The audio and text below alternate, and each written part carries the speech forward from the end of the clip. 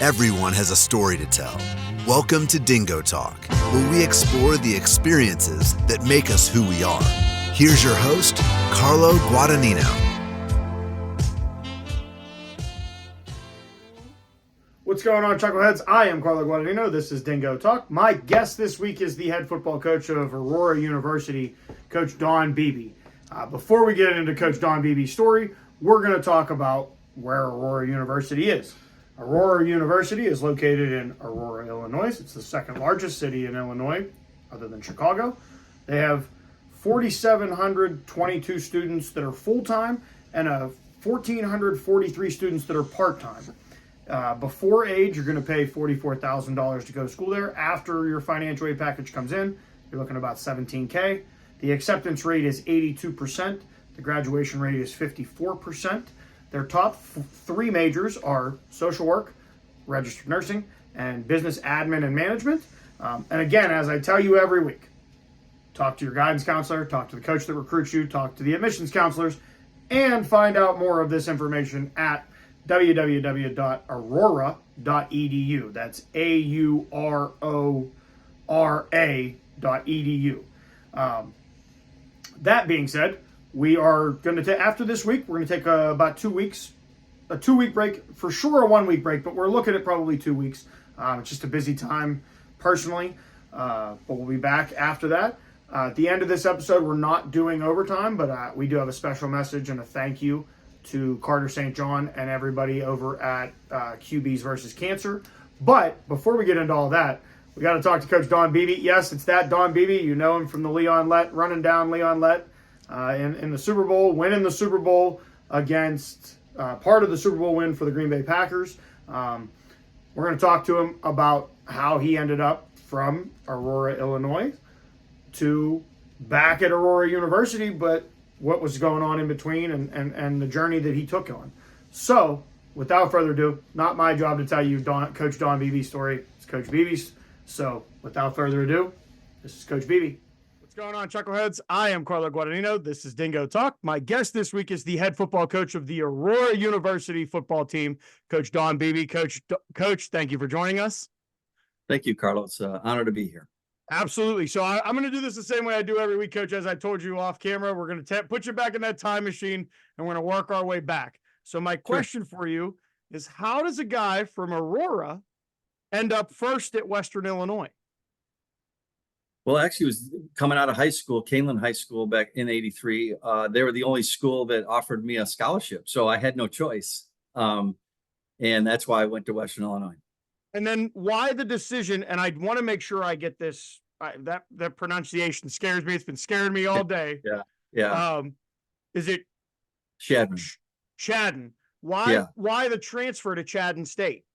Yeah. So, well, it's a long story, so I don't want to use the whole thing on my crazy story. But when I went to Western, I left after the 2-week camp. Went back 3 years later. Worked construction for 3 years. Mm-hmm. And found out I was ineligible because I had some transfer credits from some JUCO and stuff that I did. So I had to come back again to Obansi Junior College to get the credits, then transfer back in '87. But my clock had been started up, and I didn't know that in '83. Okay. So I only had 1 year of college football at Western Illinois. And then after that, some pro scouts said, "We'd love to see you play another year." And it had to be at the NAIA level. Mm-hmm. And the reason I went to Chadron was the head coach at Chadron, Brad Smith, was the guy 5 years previous. He was at Western, and he recruited me out of high school, and that's why I went to Chadron. Now, talk to us a little bit. So you get that year in. What's it like draft day 1989, where you get that phone call at the 82nd pick? Yes. What's the, for a lot of people, there's not a lot of people in the world that get to experience the phone call. What's it like when you get the phone call and like, all right, now we're getting back on, we're putting the pads on and we're going? Yeah. Well, first of all, a lot went into just getting to that point because I'll just preface this by saying I should have never played in the NFL. There was guys more talented than me. It was just my calling in life. I'm a man of faith. And God just opened doors up in my life that allowed me to go through them. And I worked hard, So, the reason I got drafted in the first pick, I was their first pick because they didn't have a first or second round that year in 1989 by the Buffalo Bills. So I was their first pick and only played 2 years of college football. And the reason is I got invited to the combine in Indianapolis, which was a miracle in itself. There's no way a guy like me from Shadrach, Nebraska get invited. I got invited. And when I went there, I didn't know this at the time, but matter of fact, I didn't know this until 3 years after I retired. Mm-hmm. I was actually training some guys. I was back at the combine. I'm sitting there with Tony Dungy and Bill Polian, who's the general manager of the Indianapolis Colts. Then he was with the Buffalo Bills and he drafted me. So I had a really good relationship with Bill.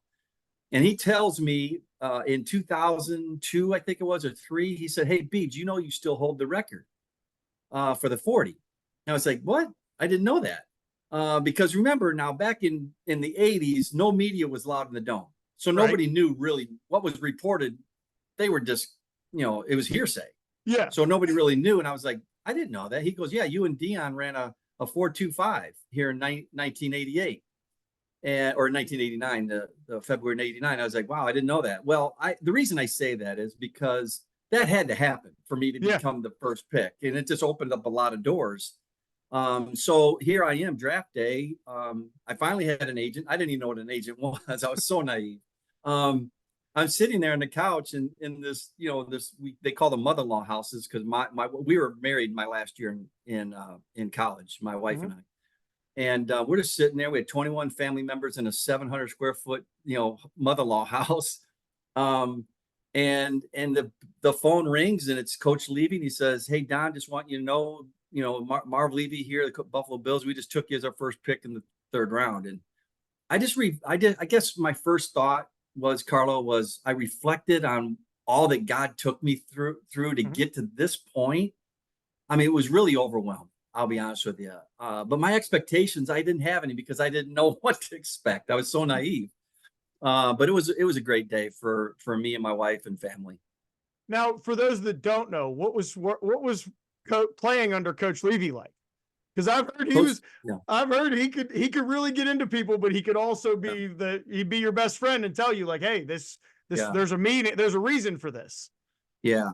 Outside of my father and my own son, Chad, I could say is one of the top 3 greatest men I've ever known. He is an absolute incredible human being. He's one of the most humble Hall of Fame people you'll ever want to meet. I think he's 98 now. I still try to get dinner with him once a year. It's tough, but I try because he lives right here in the North Shore of Chicago. But he taught me so much how to be a coach. He taught me so much how to run a program. Matter of fact, when I took the job I think it was December of 2018, right at the end of the year, I called him right away and I told him about it. And I went to dinner with him and I asked him did a lot of questions, how to run the program, what do you look into, all this stuff. And he was so helpful for me into coaching. Now, so you spend 89 to 94 with Buffalo, and then you're a part of, if my years are right, it's the inaugural year of Carolina. Correct. And then you end up with Green Bay. Now let's talk about what were the differences between being with Buffalo and having the success that was had there, and then going to a team that it's an expansion team. Football is football, but there's a lot that goes into making it all work. What was that transition like? Well, oh man. First of all, Buffalo and Green Bay had a lot of similarities. Okay. They're cold weather towns. Yep. They're blue collar people. They love football. Okay. There's a lot of towns that say they love football, but I'm talking about, they love football. There's a difference. There's a difference. There really is. And you can feel it as a player because Mondays roll around and they lost. Yeah. Stay home. You win, go see people, go to dinner, whatever it is. But no, just, and I think a true fan is what they love you, even when you lose or you win. That's Buffalo and Green Bay. So I was very fortunate. If I was to do it all over again, Carlo, I would pick those 2 teams, hands down. So the only difference I would say would be the makeup of the team within the pressure of a Super Bowl. Brett Favre, Jim Kelly, 2 blue collar guys, linebackers playing quarterbacks. A lot of similarities, a lot of superstar guys, Hall of Fame people. But the difference, and I get this question all the time, why did Green Bay win it and why did Buffalo lose 4 in a row?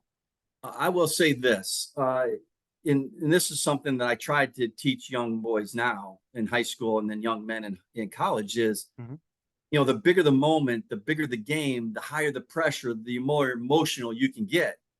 For example, our 4th Super Bowl in Buffalo, in playing Dallas in Atlanta, the first half we're winning 13-10. We're controlling the line of scrimmage. We feel great when we go into halftime, right? We come out, we're like, okay, we're going to finally win this. We get the ball first. Okay, let's just take it down, get up 10 and put this thing away. No, we go out there like 3rd or 4th play from scrimmage. Thurman Thomas fumbles it. James Washington, the safety, picks it up and scores a touchdown. You come to the sideline. There's 11 minutes left in the 3rd quarter, the whole half. We're down 4 points. You'd have thought they were down 40 points. Really quiet. Nobody's saying a word. Leadership. Nobody's picking up anybody. Deer in the headlights. Well, what happens the rest of the half? They score 3 more running touchdowns right down our throat. We get blown out. Okay. And the rest is history. Now you fast forward 2 years and I'm with the Green Bay Packers. Same thing happens. Okay. We go up 10. Next thing you know, Bledsoe hits boom, boom, 2 touchdowns for the Patriots. We're down 14-10. Yeah. And it was somewhere early in the 2nd quarter, I believe it was. Well, you go to the sideline now. I mean, you got Reggie, Eugene Robinson, Favre. I mean, all these guys are like, guys, they're not even that good. We're fine. Just keep doing what we're doing. Completely different attitude in the face of adversity. And I got to tell you, that's the one thing that I really learned from those 2 teams. Buffalo had more talent. I mean, think of the Hall of Famers on that team. We had more talent in Buffalo, but we just played together in the Super Bowl better as Green Bay than we did Buffalo.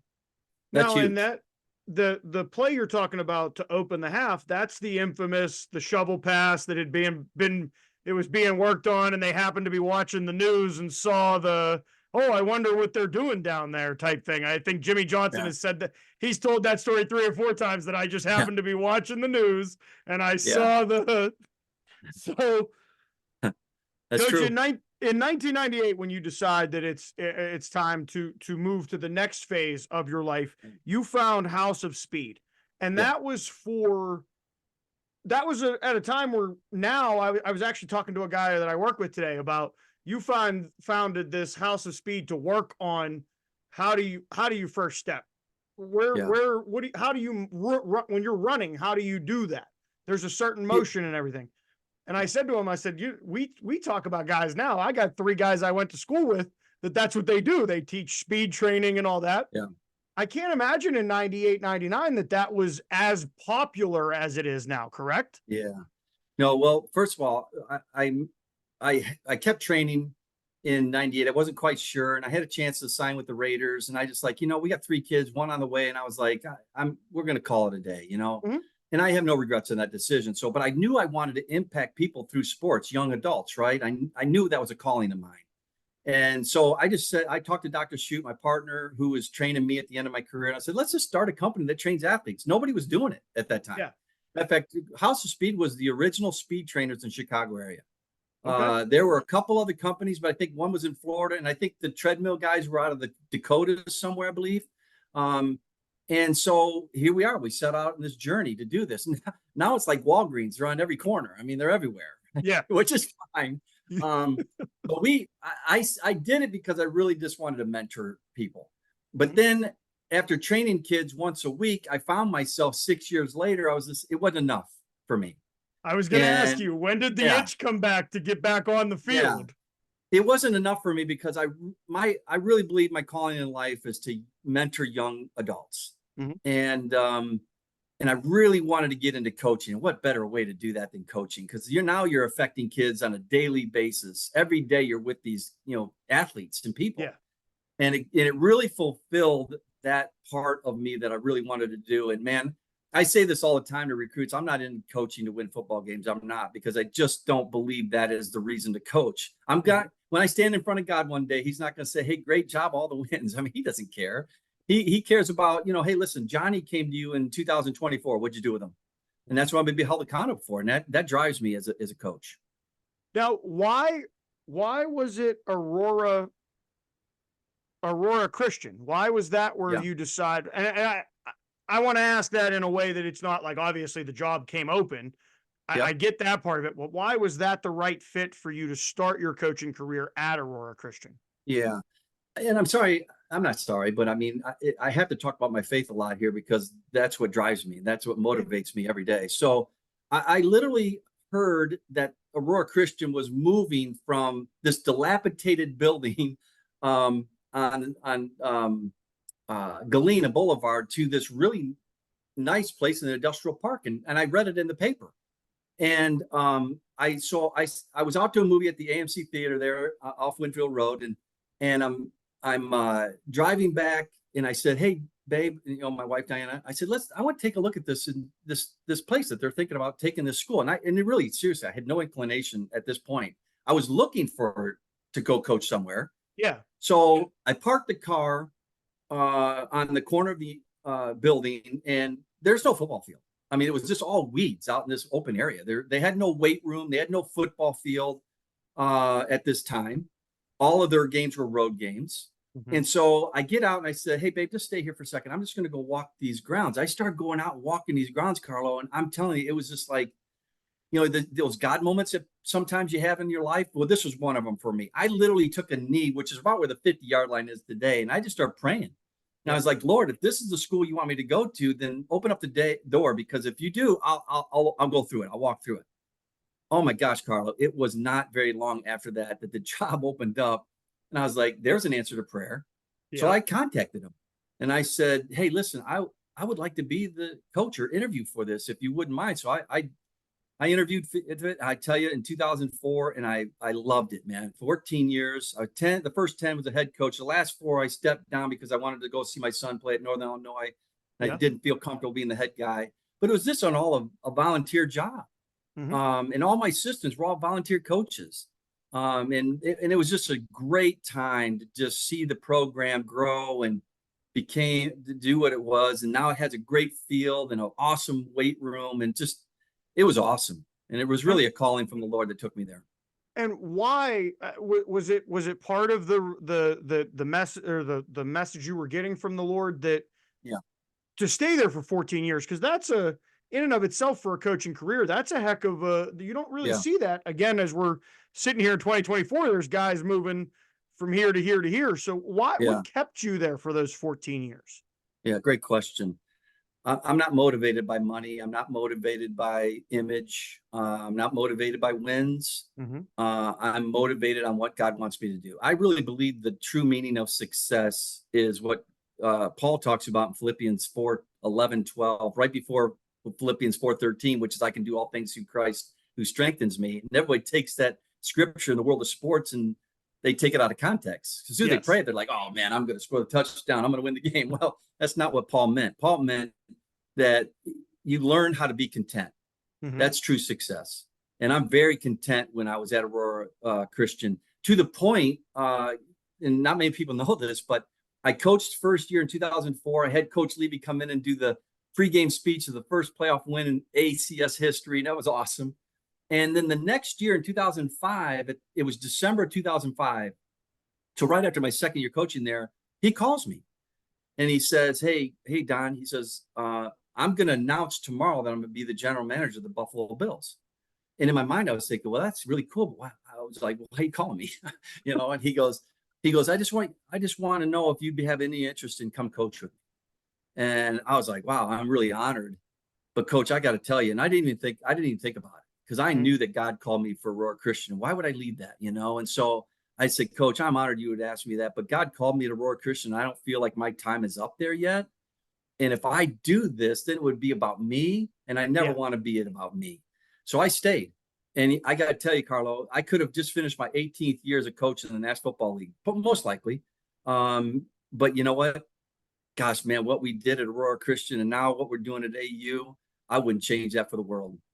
No way. And that's where I want to get to. So at the end of 18, what is what leads down the path that now from Aurora Christian, you're now going to move up to Division III Aurora University?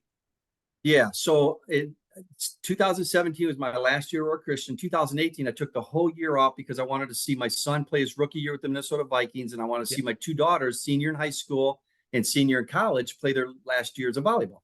Mm-hmm. And so me and Di, we just traveled around the country in our car. It was awesome. I loved it. But at the same time, I was exploring where do I knew I was done at Aurora Christian. I knew I felt that was done.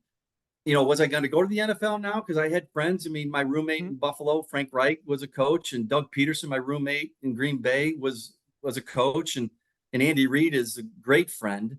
I explored it and talked to people, and I even talked about FBS level.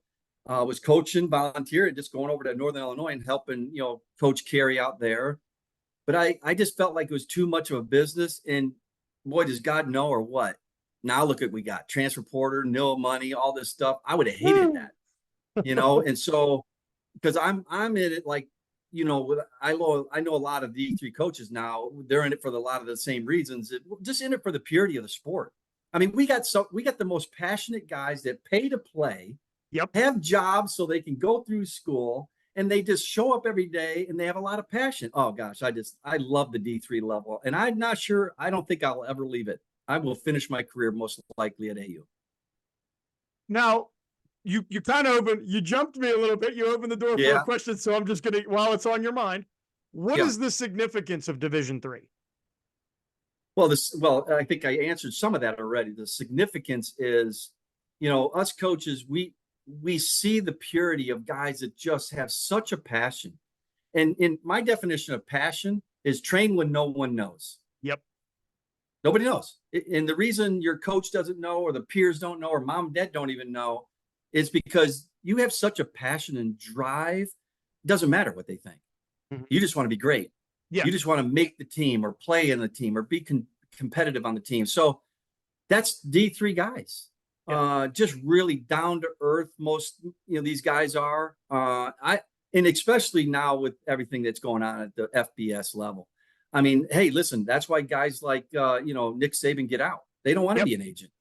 Dabo Sweeney. I don't think Dabo Sweeney dabbled into the transfer portal one time, I believe. That's somebody was telling me. I don't think he took one guy. So, I feel bad for guys like that have to deal with this now. And they're going to have to make changes. They're going to have to make changes. So they're going to fall way behind. I hope and pray it never gets to the D3 level. Now, do you think when do you guys use the transfer portal at all? Do you look at it, and is it more for guys that maybe they got a partial scholarship opportunity or a scholarship opportunity, they got to that scholarship opportunity, it wasn't exactly as they wanted it to be, and they were somebody that you guys maybe recruited and said, hey, the door is open, we'd love to, if something changes, give us a call. Is that more what you're using that for? Yeah. Okay, so let's look at both sides of that. First of all, the quick answer to that is yes and no. Okay, would I take a kid from a transfer portal? The quick answer is yes. However, okay, when kids transfer, they're running from something. They're not playing. They're dissatisfied. Okay, so to me, that's kind of almost a cancer a little bit, because if they come to you, then they're going to expect to what? Play. Well, we got good teams. We got good guys. Yeah. So could we take a lot more? Sure, we could take a lot more portal guys, but we don't even look at it unless two things. One is that we have a really strong need, okay, at a position, okay, or it is a relationship that I have with somebody from previous relationships before, okay. For example, we just took a kid in from Northern Illinois, Trey Irwin. Kid's a great kid. I trained him when he was at Batavia High School through House of Speed. So I had a relationship with Trey. I know his family. I've known his family. They're great people, good church going that I've known through the church for many years. So yeah, we took Trey because he fits right in. He's a high character kid. He fits right in. You can't bring a portal guy in if he's not going to fit in from a character standpoint. It would be a mess. Right. So that would be a yes. Now, do we lose guys? Well, let me just give you an example. Robbie Peterson, who was our starting corner last year, was, financially they had some things come up without digging into a story. He had some things come up where couldn't afford it. He's like, Coach, I can't afford it. So, so let's go into the portal, see if he can get paid for Robbie. He's a great player and he's a phenomenal kid. And so you and I reached out to him and gave him a full ride, and he's thriving there and he's doing great. And I wanted to help him. Because of the situation and the way it came up. listen, if I was to get upset with a kid because of the reasons why he's putting himself in the transfer portal, then it becomes what, about me? I Yep. mean, come on, what are we doing? No, if a kid like that situation has something like that, I'm going to help him. Mm-hmm. I'm going to help him because he's a great kid. For one, he's a high academic young man. He's got possibly a great future ahead of him. And I want to give him every opportunity to do that. And that's for me, when I remember when the transfer portal first became like the big to do, and almost like the waiver wires. And I didn't understand that logic. To me, it was for somebody that there's a financial issue, or maybe that you're a little bit further away from home than maybe you thought you were going to be successful, but it just doesn't click up top. So you want to get closer to family or whatever. That's what I always thought the transfer portal was supposed to be set up for. Now it's like you said, oh, I don't like this coach, or I'm not getting enough playing time. Let me find somewhere where the grass is greener and they're going to throw me. I actually had a coach tell me 2 weeks ago that he talked to an FBS coach who said they don't give tours anymore. They don't set up a tour until the parents or the athlete have heard what the price tag is that's going to get them there. And to me, that the price tag is you're getting the degree. You're getting to play football and get a degree from an Alabama, Clemson, Florida, Penn State, So, and I know size-wise, I was never going to any of those schools. So it's one of those things. But I just hope it doesn't ruin football at the college level. I hope it doesn't. Paying the no money and kids can just kind of go where they want now with the portal. It's such a me culture. Mm-hmm. And when you start to get into a me culture, it really kind of takes away the purity of the sport. And I just hope it doesn't ruin it. So and I know wins, you've made that pretty clear. It's not about the wins, it's about building men and whatnot. But you have, from 2019 to as we sit today, you've had a pretty good run for the time at Aurora. Let's talk about the 2023 season. 11-1 overall, 8-0 in the conference, and with the second round exit to UW La Crosse. Walk us through, now that the season's over, what's the reflection? What did we see in 2023 that were good things, bad things? Just, maybe this game didn't go our way or whatnot. So how do you feel about the 2023 season? Well, first of all, if the guys are giving you an effort and they're having great spring ball, great fall camp, and a great season, the chemistry's great and everything is enjoyable, I'm good. Yeah, I'm good. Whether we win it all or not, because I always say this, there's 242 teams, I think, in D3, somewhere in that area. There's only one winner. I disagree with that. I really believe that if you're giving everything you got and you're trying to achieve the ultimate is winning it all, and you have great work ethic and great chemistry, you're a winner. Mm-hmm. You're a winner. So, and there's a lot of programs that fit into that mold. Yeah. Is our goal to win it all? Of course it is. Of course it is. That will always be our number one goal. But I'm not going to put so much emphasis that we don't achieve it, that we're failures. No. If that's the case, then the Buffalo Bills are failures with a capital F. And I don't look at it that way. No, not at all. To me, it's always about the journey. It's about the journey to achieve it, because that's what the guys are going to remember in 10 years, 20 years. When they come back to Alumni Day, they're going to remember the journey that they had. I remember my playing days. Listen, you know what? When we won the Super Bowl with the Green Bay Packers, I woke up the next morning and I said, now what? Now what? Oh, let's go do it again? Right. So, it was a great moment. But what I remember is the locker room and the camaraderie and Bible studies and the game day and all this stuff that you do off the field as much as you do on it. Yeah, that's what it's all about. And that's how, as a coach, I want to create that culture that the guys just love going to practice. The guys just love being on the team, whether you're Brett Favre or you never play, and everything in between. You love being a part of the program. And there's a lot of really good coaches doing that out there that I've seen at the D3 level that are great at it. Now, Coach, you've touched on some things, but this is a question I ask every coach when we have them on. Can you put us in the room with a family and a recruit, and minus that the guy has to be able to play football? What are you looking for a guy to come to Aurora and be successful? Three things: character, character, character. If they don't have character, yeah, they're not an AU guy. Now I get the question typically from moms. Usually they'll ask me, well, you just met my son. How do you know he has character? That's a great question. I said, just how he walked in my door and shook my hand. Just how he sits in that seat and he pays attention when I'm talking in a group setting. I had this one kid one time, and I'll never forget it. Without naming names, but he was a really high recruit from the state of Texas. Okay. And I knew the father, and he was like, I really want my kid to play for you, blah, blah, blah. And he was a really good running back. Okay. I mean, this kid was like day one starter. I mean, I was like drooling at when I saw the film, like, oh gosh, he's going to help us right out of the box. I mean, thank you, Lord. Right. Well, they came up a couple weeks later. They flew up because I always want to meet the kid, I want to sit down. I want to talk, especially a person that could potentially come in and be day one guy. Right. Yeah. So what happens? He comes in the door, barely shook my hand, had a hoodie on, earpiece in his ear, slouched over in a chair. He's still the only recruit that sat over on the side of my office, and instead of right in front where the seats are. Yeah. And very, very disinterested. That interview I cut short to about 20 minutes. Very nice. Thank you for coming. We finished out the tour. I told the head of the recruiting, I said, there's no way that kid's coming to you. No way. It just, going back to Coach Levy, he built his teams on character. If you asked him, hey, Coach Levy, how would you build? He would look at you square in the eye and he'd say, build it on character. You'll win a lot more games, A. And when you do win, it's going to be a lot more enjoyable. Right. Because not everybody's going to want the ball and whine and cry and all these things, So, yeah, that is absolutely the number one thing I look at.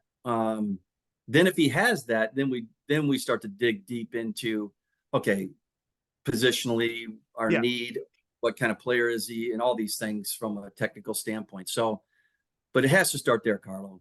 Just has to. Now, tell us a little bit about Aurora, because I'm not familiar. I've been to Chicago one time, so this is a learning experience for me as well. Tell us a little bit about Aurora, Illinois. Well, I was born there. Okay, I was born there in the early '60s. Been there my whole life except from 1983 to about '98. I was gone for a while with football and such. But I came back, and because mom and dad are still alive, 86, 85 years old, still living in the same house. My two older sisters, two younger brothers. We have 63 BeeBe family members now, and they all really pretty much except 4 live in this area. And so it's just home. And when the AU job opened up and I was asked to potentially be that coach, I was like, man, I'd love to talk about it. And I saw an AD that was very motivated and turned it into a program that certainly is what I desired it to be. And you have to have that at any school. You have to have that. But Aurora is the second largest city in Illinois outside of Chicago. It's a beautiful city. And I really love the school. I really do. It's run by a really outstanding president. We've had 2 great presidents since I've been there. They're very pro athletics, which is great to know and have. And it's, in the AD, I have a great friendship with Jim Hammond. So that I think is also important as well. So it's just something that I've enjoyed, and it's really got me to the point, Carlo, that I could see myself coaching there until I'm done coaching, whenever that is. Well, I hope that we get to quote you on that and bring you back when it's time to retire and say, look, coach, you were right. You were here the whole time. Yes. So I was taking a peek at the 2024 schedule. I noticed there's 2 pretty big non-conference games open in the season with the U of Dubuque, and then that game 2 against North Central. What does the non-conference schedule give you guys going into conference play with 2 teams of that caliber? Well, first of all, when I took the job, it was kind of like at Aurora Christian High School. Our non-con games, wanted to beef it up. So my philosophy is, if you want to be the best or be one of the best, you got to play the best. And North Central, hey, listen, they're the best. Well, the last 5 years are the best. Nobody's going to argue that. And what John starting it, and then his son taking it over, and then now Coach Brad has it, Spencer, and he's done a wonderful job, and he's just continued on the success that the Thorne family had started. And we play him in JV schedule. We play him twice, and it's a really competitive deal. And I like the competitiveness. Yeah. It's good for sport. So yeah, it was one of the first calls we made. When to put it a non-con. And, the first time we played him, we got our brains beat in. Hey, it's part of the deal. It's going to happen. Yeah. Okay. I have no problem with that. I really don't, especially when you're going against this high quality people. Right. Mm-hmm.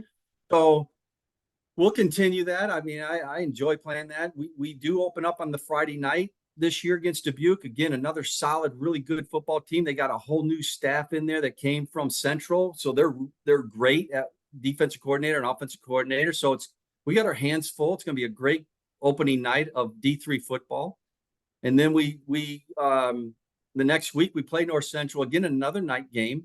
Mm-hmm. Our players came to me, a couple months ago and said, man, they really wanted to play a night game at home. So we're going to do that. And North Central was gracious enough to allow that.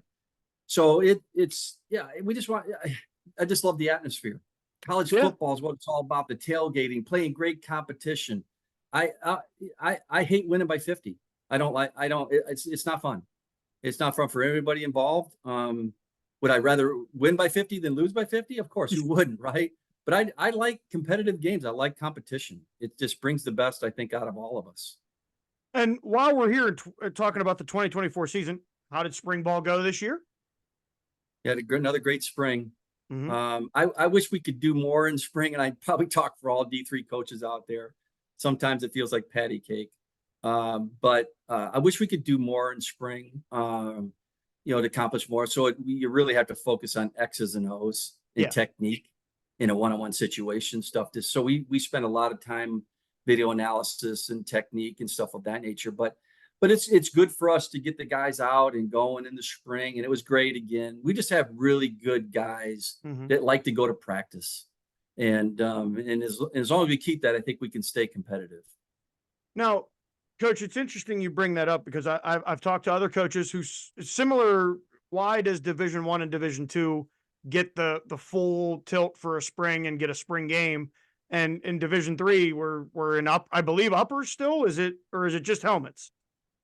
No, it's helmets and shoulder pads for 4 days. The rest of the days are just helmets. Oh, and I don't understand. Do you think that will change somewhere down the line, or is that part of that purity of Division III of keeping it? This is how we made it, so this is what it is. Well, you bring up a good point because this is what I always thought about when I got to the D3, because I knew nothing about D3. I'll be honest with you. When I came to coach there, you literally have players paying to play and can't do what they want to do. Right. And then at the other end of it, you get paid to play and you get to do the things you want. I mean, that makes no sense to me. Why don't we allow guys that just want to go out there and practice and play and do what they want? I think coaches have gotten smart enough now. And the reason they put all these rules in is because coaches were just beating on these guys in the spring. Back in my day, oh yeah, it wasn't fun. I'm not gonna lie, it wasn't fun. So, but coaches are smart enough now that they get it. They understand it for the most part. It's still an academic. D3 is still an academic level. I get that. We don't have to lose that by just allowing these guys to put some pads on and be able to thud. Okay, let's not tackle the ground anyway. Great, we never do that anyway. So, and most coaches don't that I talk with. Just let us, because it's really hard to get anything accomplished when you can't go 11-on-11. Right. I mean, that's like saying, okay, basketball, you can only have 3-on-3. Well, how are you going to run any plays and get anything done? I mean, it makes no sense. So I wish they could just change it back and just allow us to have a little bit more of 11-on-11 thud, no tackle to the ground, no full gear. I get that. That's fine. Yeah. I think every coach would be satisfied with that as well. And, as we're in this, 2024, there are some changes coming. The addition or the bump up from 32 to 40 teams in the playoffs. The big one for me is the 18 iPads on the sideline. The first one, let's talk about, how do you feel about the 40 team playoff? Was it overdue? Because it seemed, especially after this year, that it was way overdue to get some more teams into this dance. Yeah. Well, there's a really hard dichotomy there of where is that fine line, right? Where it becomes watered down. Yeah. Or it's worth. I actually think it's a good move here. I really do. I mean, I see teams like St. John, that's a powerhouse program, doesn't get in. Gary does a wonderful job up there. And I've enjoyed playing against him, and to not see him in the playoffs is kind of disappointing. I mean, they're St. John. So I think adding the 8 is going to really help that, I think. But I wouldn't want to go to what high school does where everybody gets in either. Right. I don't think you'd ever be able to do that. There's just not enough time unless you want to play until February. But so I think this 8, I think, is a good move. It's going to be interesting to how it pans out and see how they do this, who makes it not. But I think it's really going to help get the best teams that you can into the playoffs and get those guys, the St. John's that didn't make it, a chance to actually still do it. And then the one that, and I've had some people on to talk about the adding the iPads to the sidelines, and that it was coming, and then it gets passed. And I got to be honest with you, I've gotten mixed emotions. I've seen the people that we've already ordered the iPads and we're ready to go. And I've seen the coaches on the other side that are kind of like, wait a minute, how are we going to justify having a film crew and paying for these 18 iPads and we got to have the same film that this guy has. So we have to have some type of continuity with how we're filming across the board. It seems like it was a little rushed. Doesn't seem like where do you fall on that? Yeah. Well, where I fall is this: it has to be fair for both teams. So listen, you can't get away from, some teams can't afford it. Yeah. They can't afford the extra $2-3 grand or whatever it is for an iPad, or the personnel to run it or whatever it is. And there's some teams out there that won't be able to do that. So what I would say is, if one can't have it, then the other team should not be allowed to have it. It's that simple. Okay. If both teams have it in that game, then they can allow it in that game. And you literally can go game to game. Yeah. One coach can say at the beginning of the game, hey, listen, we can't afford it. We can't have it. Great. Nobody can use it in this game. Okay. So that would be the only thing that I would be okay with. If both teams were using it, great. I have no problem with it. If one team couldn't, then neither should be able to. Now, and that's similar to when you guys have the radios. If a radio goes out, then both teams put the radios down and it becomes a signal game. That's right. Okay. That's exactly right. Okay. Same thing in high school. And we've had that happen a couple of times. Nobody likes it. No. I mean, you're so used to the headsets and all that stuff. Well, hey, you better be ready just in case their headset doesn't work. Mm-hmm. So it just has to be level field. That's all. And you can't change the level field between some schools that have a lot of money and some that don't. You can't change that. It is what it is. So the only way they can make that fair is that both teams in that game have to abide by what both can do. And that's just a coming together at the 50 with the head official and saying, hey, look, we don't have it. So let's just play the game, right? That's right. Exactly. So, Coach, I told you at the beginning I was going to ask you a question, but it was going to be a little different. Yeah. I'm not going to ask you about Leon Lett. I'm going to ask you, how many times have you been asked about Leon Lett? Yeah. Well, let's put it this way. Since the day it happened in 1993, okay, when I got back to One Bills Drive, okay, the stadium in Orchard Park, New York, I was getting fan mail letters in big boxes, hundreds and hundreds of letters every day. I would have to go to the mailroom and get these boxes every day and go through these. And I had to have help, okay, with it. But because I wanted to make sure that I read every one. I mean, I think that's only fair. A kid's going to sit down and write something about it. So just so you know, Carlo, that has continued. Now, it's not hundreds every day, but I get at least one every day that comes to AU or my home, because anybody can get your address nowadays, or through the business when I had House of Speed. Every day somebody asks me about the player, tells me about that play, how it impacted their life, and thank you so much and stuff of that nature. So it's been, even though my reaction when it first happened, I was mad. We're getting whooped. Why would I be happy? But I'm really honored, let's say, that God allowed me to be that guy to teach people to never give up. Right. Giving up is not an option. And so I have lived my life. I've written 2 books. One of them was one of them is titled Never Give Up. Mhm. And it just teaches young adults or people in general, really, to just never give up. Never give up on their marriage, never give up their job, don't quit because quitting, I know what quitting does. It never results into good things. Right. So just keep working hard. Good things will eventually happen. And that's our Leon Let's segment for the show. Coach, I want to get into these are the 5, and it's actually 6 because I thought about this. I should have asked you when you first mentioned it. Where did you meet your wife? Oh, wow. So we were born in the same hospital, 8 months apart. We met in kindergarten. She kissed me in 2nd grade. I started dating her my junior year in high school. She's the only girl I ever dated, and she's now my wife of coming up 37 years. Well, congratulations on that. And I could see it as you were telling that story, you could see the bubbles in your face. So, oh yeah. Yeah. She's the best thing ever happened to me. Coach, if you weren't coaching, what would you be doing? I'd be a fishing guide. Okay. Okay. When I was a kid, I'm a big fisherman. My mom and dad took me fishing along with my 2 brothers and 2 sisters to northern Minnesota in 1969.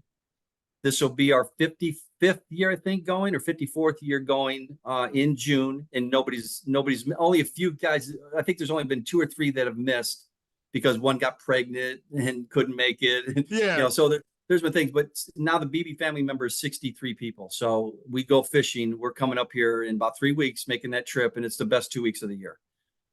So I would I'm actually dabbling into, when I retire, going to, the lakes up north in Wisconsin. They have a lot of great fishing lakes north of Monaco up there and almost the UP, and maybe opening up a guide service and being a fishing guide, just talking football with Packer people. I think that would be cool. Pretty cool. That would be pretty cool. You get to fish We'll and see. talk football at the same time. We'll see. We'll see. Coach, if you could live anywhere in the world, where would it be and why? And I think I know because you've been there. Yeah. Wow. Where would I, where would I rather live? I would want to live wherever my wife is and my kids. Okay. Yeah, that's home to me. I've never really put much value in a house or material things. I'm driven by being content and doing what God wants me to be and being married to the woman of my life. So wherever she is, that's where I want to be. I like that answer. Answer. Coach, what's the biggest lesson that you have learned over your coaching career? Oh, my coaching career. Just treat people right. I had some great mentors of coaches and people that were, a big impact on my life. And the one quality that they had were they were very humble people. And that was always attractive to me. So I want to try to be as humble as I can, even though I'm probably not sometimes. I try to be. And I just want to build relationships that really impact people. Those are the people want to be around. Nobody wants to be around a jerk and a know-it-all and anything on that. And I hope and pray I'm not that person. But I think that's the one lesson that I've learned from people way smarter than me is just treat people right. And then the last question I ask before we get to the final question is, it's a 2-parter. What's the best compliment you've ever received? Oh, wow. Best compliment. Well, I think, in writing the 2 books that I wrote, 6 Rings from Nowhere and Never Giving Up, I share, and I'm very transparent especially in the Never Give Up book that I just wrote about a month ago. I'm very transparent of things that have happened to me in my life. I'm very open, tragic things. And it's really impacted people. They've emailed me and just said, hey, just thank you so much for just sharing that story because I'm going through this and I didn't know how to really navigate through it. And your words of wisdom really helped me. And the scripture that I used really helped them. So I think those are the greatest compliments you can get from somebody, that you help somebody out, to be honest with you. And then the other side of compliments, what's the best insult you've ever received? And I have to imagine with some of the guys that you played against and some of the trash talk had to be pretty top Yeah. tier. Yeah. Well, this one was easy. So, after running on Leon Lett, right, you're just inundated with so many positive things. And I'm opening up this letter, and it was just on a 4x6 card. That's all it was. And all it said on there, it said, "You suck!" exclamation point. and obviously that cost that guy a lot of money in the Super Bowl, but I thought that was pretty funny. I actually kept that 4x6 index card too. And what it came down to is that he needed the score to cover whatever he needed. Carlo, I can tell you so many stories of people just sharing with, good and bad. Yeah. The most I cost somebody that I've heard of was 40 grand. The most I heard that made was 40 grand, ironically. We call that a wash, right? Yeah. And both of them told the story vastly differently. I bet it was Oh, yeah. Coach, the last question that I've asked everybody since we've had them on the show is, was there a question that you were expecting? And if so, how would you have answered it? I would say, well, I always get the question almost in every interview outside of the Leon Lett, who's better, Brett Favre or Jim Kelly? I get that question quite often. And my answer is very easy, is I was like, you know what? You got a Ferrari and a Lamborghini in the garage. Which one do you want to drive today?